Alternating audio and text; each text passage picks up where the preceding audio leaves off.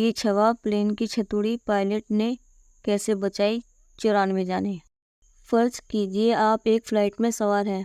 बीच हवा में अचानक प्लेन को एक जोर से झटका लगा। An explosion at 7,300 meters. कुछ टूटने की आवाज़ आती है, शायद कोई इमरजेंसी है। हड़बड़ाकर आप ऑक्सीजन मास्क पकड़ने के हाथ उठाते हैं, जो ऐसी सिचुएशन में प्लेन की छत से अपने आप नीचे लटक जाता है। पता चलता है ऑक्सीजन मास्क और प्लेन की छत दोनों गायब हो चुके हैं। अब आप हैं और आपके ऊपर खुला आसमान। हज़ारों फीट की ऊंचाई पर सिर्फ एक सीट बेल्ट है जो आपको हवा में उड़ने से बचाए हुए है। इसलिए ऐसी हालत में कितनी संभावना है कि आपकी जान बच सके, कल्पना में शायद नहीं, लेकिन फिर कहते हैं ना, असलियत कभी भी कल्पना से ज़्यादा विचलित होती है। आज आपको सुनाएंगे 35 साल पहले घड़ी एक ऐसी घटना का किस्सा जब बीच हवा में प्लेन की छत उड़ गई। आगे क्या हुआ, चलिए जानते हैं। Aloha airlines flight 243। ये दिख रहे नक्शे पर नज़र डालिए। अमेरिका के दक्षिण पश्चिम में पैसिफिक समुद्र के बीचों बीच एक द्वीपों की श्रृंखला है।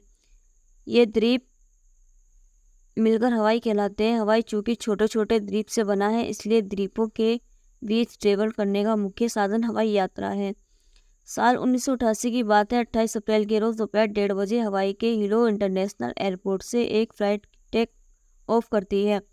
अलोहा एयरलाइंस की इस फ्लाइट का नंबर था 243। ये एक बोइंग 737-200 सीरीज का विमान था, जिसकी मंजिल थी होनोलुलु, हवाई की राजधानी। चूँकि ये महज 35 मिनट की फ़्लाइट थी, इसलिए हर रोज़ दसियों बार ये विमान हवाई इस रूट पर यात्रा करता था। उस रोज़ ये उसकी 7वीं यात्रा थी। फ्लाइट के बीच कैप्टन थे 44 वर्षीय स्कॉनर्स थाइमर और फर्स्ट ऑफिसर थी 36 वर्षीय मेवी टॉम्किंस। दोनों के बीच कुल 12,000 घंटे प्लेन उड़ाने का अनुभव था। एक तीसरे शख्स का भी जिक्र जरूरी है। 58 वर्षीय फ्लाइट अटेंडेंट क्लाराबेल लांसिंग 38 साल से ये काम कर रही थी। हवाई के अधिकतर लोग इन्हें पहचानते थे और प्यार से सीबी कहकर बुलाते थे। बहरहाल प्लेन ने उड़ान भरी और थोड़ी ही देर में 24,000 फीट की ऊंचाई पर पहुंच गया। पायलट और क्रू को मिलाकर कुल 95 लोग प्लेन में सवार थे और सबको ड्रिंक आदि सर्व किए जा रही थी। 1:48 पर अचानक सबको एक जोर का झटका लगता है। जब तक यात्री संभलते तब तक प्लेन की बॉडी, जिसे फ्यूजलेज कहा जाता है, उसका एक हिस्सा टूटकर हवा में उड़ चुका था। स्क्रीन में दिख रही तस्वीर से आपको स्थिति का ठीक ठाक अंदाज़ा लगेगा। प्लेन की पहली से छठी कतार तक छत और दीवारें गायब हो चुकी थीं। किसी फिल्म आदि में शायद आपने देखा हो, प्लेन में छेद होने की स्थिति में चीज़ें तेज़ी से बाहर की ओर खींचती हैं। यहाँ तो प्लेन की छत ही गायब हो चुकी थी। The first 5 rows are now completely exposed to the sky. ऐसे में लोग बाहर की ओर खींचने लगे। किस्मत थी कि उस समय सबने सीट बेल्ट बांधी हुई थी। आमतौर पर टेक ऑफ के बाद सीट बेल्ट उतार दी जाती है, लेकिन चूँकि ये सिर्फ 35 मिनट की यात्रा थी, इसलिए सीट बेल्ट हटाने को नहीं कहा गया। इस बात ने यात्रियों को आकाश में खींच लिए जाने से बचा लिया, लेकिन इतना काफ़ी नहीं था। हज़ारों फीट की ऊंचाई पर ऑक्सीजन की कमी होती है, इसलिए उड़ान से पहले हर प्लेन की प्रेशराइज किया जाता है। इस प्लेन में ये प्रेशर पूरी तरह गायब हो गया था। इमरजेंसी के लिए प्लेन में ऑक्सीजन मास्क होते हैं। ये प्लेन की छत में लगे होते हैं सीट के ऊपर, लेकिन इस प्लेन की जो छत ही गायब हो गई थी। ऑक्सीजन मास्क कहाँ से होते? सैकड़ों के अंदर लोगों को सांस लेने में दिक्कत होने लगी। हालांकि यह भी सबसे बड़ी मुसीबत, प्लेन की कॉकपिट बचा हुआ था, जो बाकी प्लेन से सिर्फ प्लेन के फर्श के एक टुकड़े से जुड़ा हुआ था। लेकिन कॉकपिट का दरवाज़ा मलबे से बंद हो चुका था, यानी किसी को मालूम नहीं था कि अंदर कॉकपिट में क्या हाल है।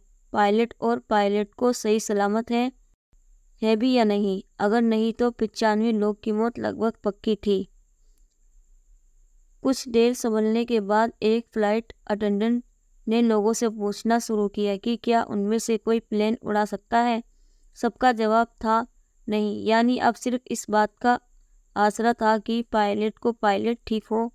कुछ देर बाद लोगों ने महसूस किया कि प्लेन नीचे की ओर जा रहा है, लेकिन वो गिर नहीं रहा था। एक निश्चित गति से ऊंचाई कम हो रही थी, जिसका मतलब था कि कोई इसे उड़ा रहा है।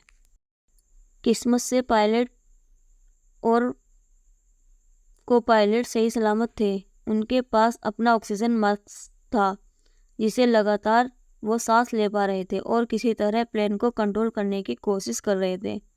कुछ मिनटों बाद वो प्लेन को 10,000 फीट की ऊंचाई तक ले आए, जिससे ऑक्सीजन की समस्या सॉल्व हो गई। लेकिन इस चक्कर में इतनी तेजी से फ्लाइट नीचे आई कि पहले से जर्जर प्लेन की बॉडी पर भयानक जोर पड़ा और कॉकपिट वाला हिस्सा लगभग टेढ़ा हो गया। किसी भी वक्त वो बाकी प्लेन से टूटकर अलग हो सकता था।